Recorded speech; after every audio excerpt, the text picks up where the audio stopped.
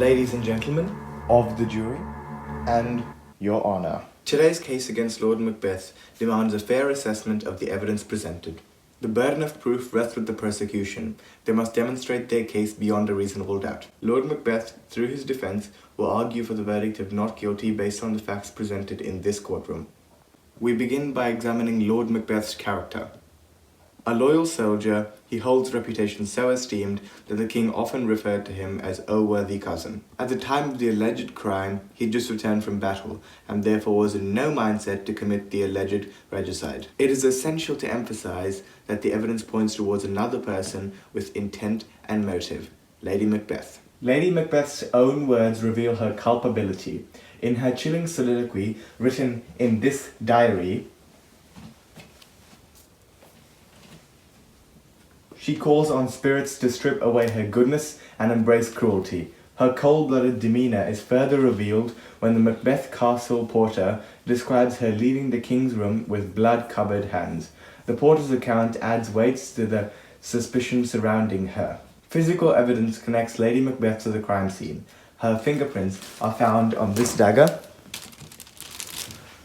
which killed King Duncan, alongside a man's prints, likely the mortician's.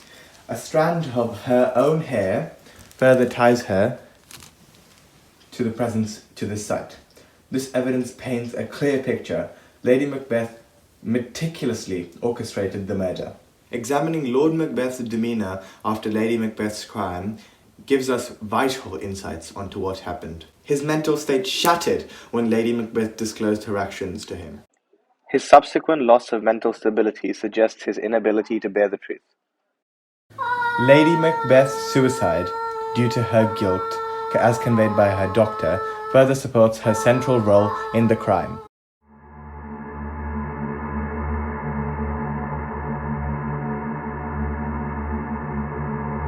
Contrasting Lord Macbeth's character and actions, we see he is not the perpetrator. A loyal and valiant thane, he fought for the country's defence.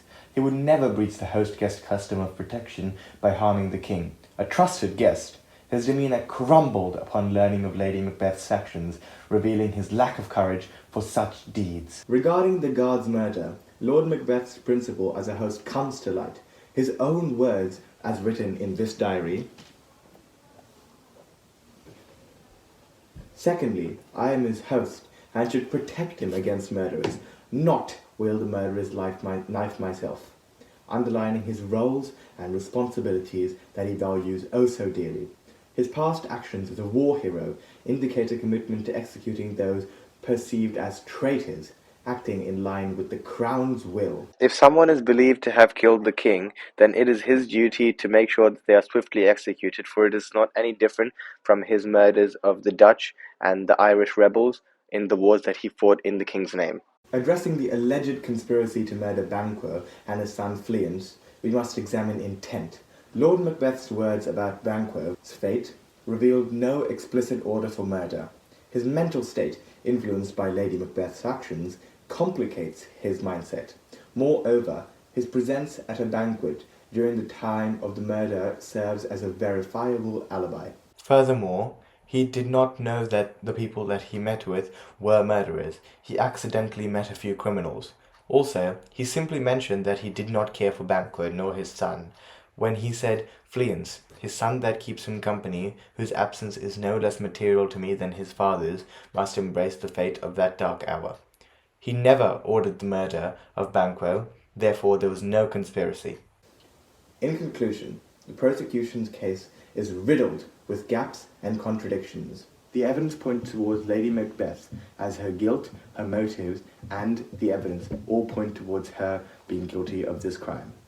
Lord Macbeth's character, loyalty, and mental state all stand in stark contrast of the crime that he is being accused of. The defense asks for a verdict of not guilty for Lord Macbeth, as he is very innocent, and a lifetime imprisonment for Lady Macbeth's heinous crimes. Thank you.